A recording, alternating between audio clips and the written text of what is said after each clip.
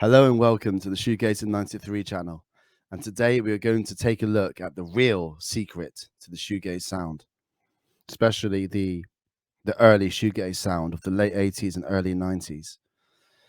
So many people in the 21st century, they assume that all you need is stomp boxes like the Strymon Big Sky or the EHX Cathedral or the Strymon Timeline or the MXR Phaser 90 or the Boss Tremolo Pan. And yeah, all that is totally well and good and definitely has its place. But what people overlook is the significance of the 1980s rack effect unit. And I own 3 of them. One is the Alesis Quadraverb, used by Martin Carr of the Boo Radleys, Julian Swales of Kitchens of Distinction, right there behind me.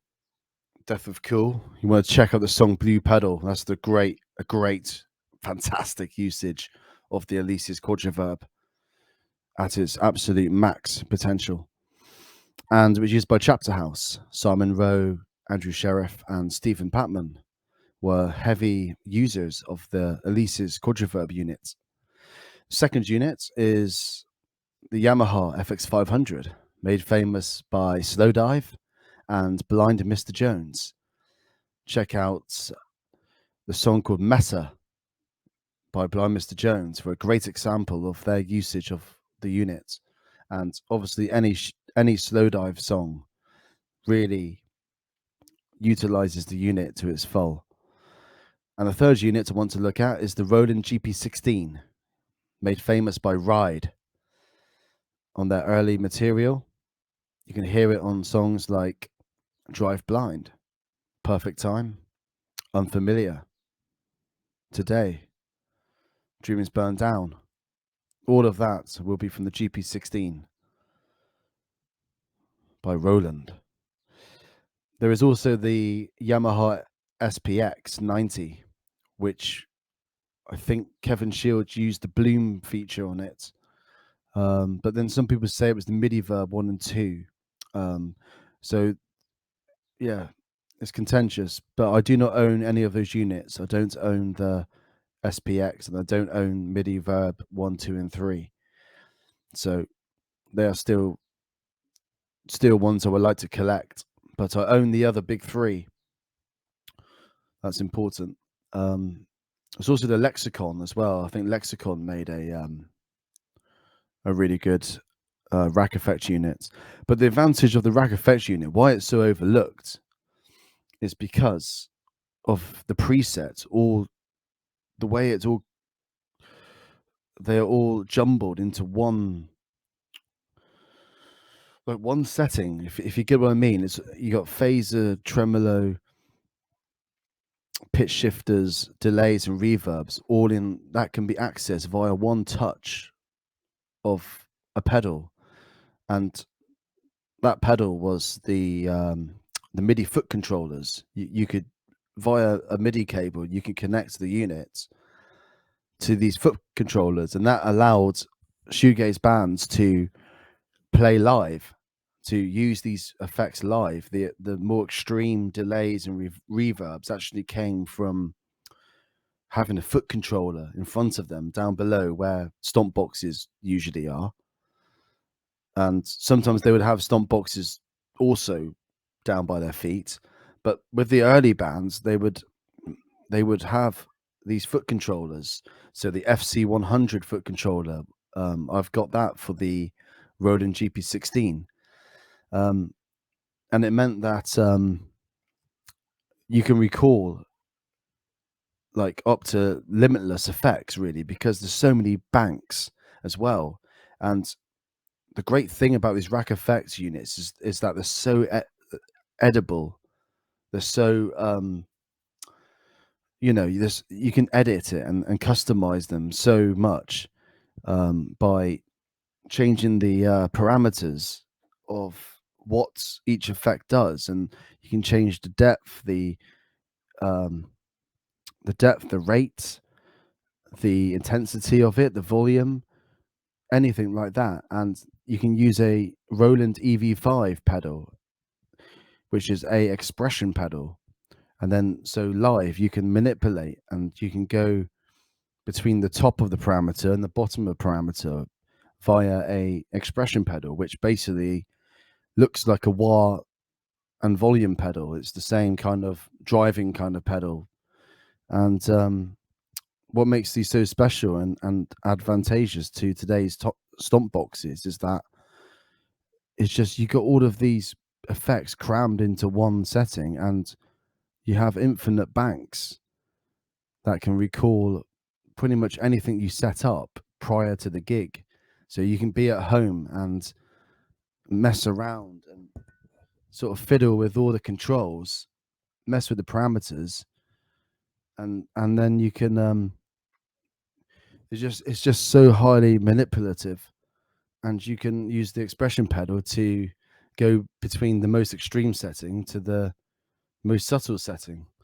So there you go. I hope this video introduces you to some great secrets, and yeah, enjoy.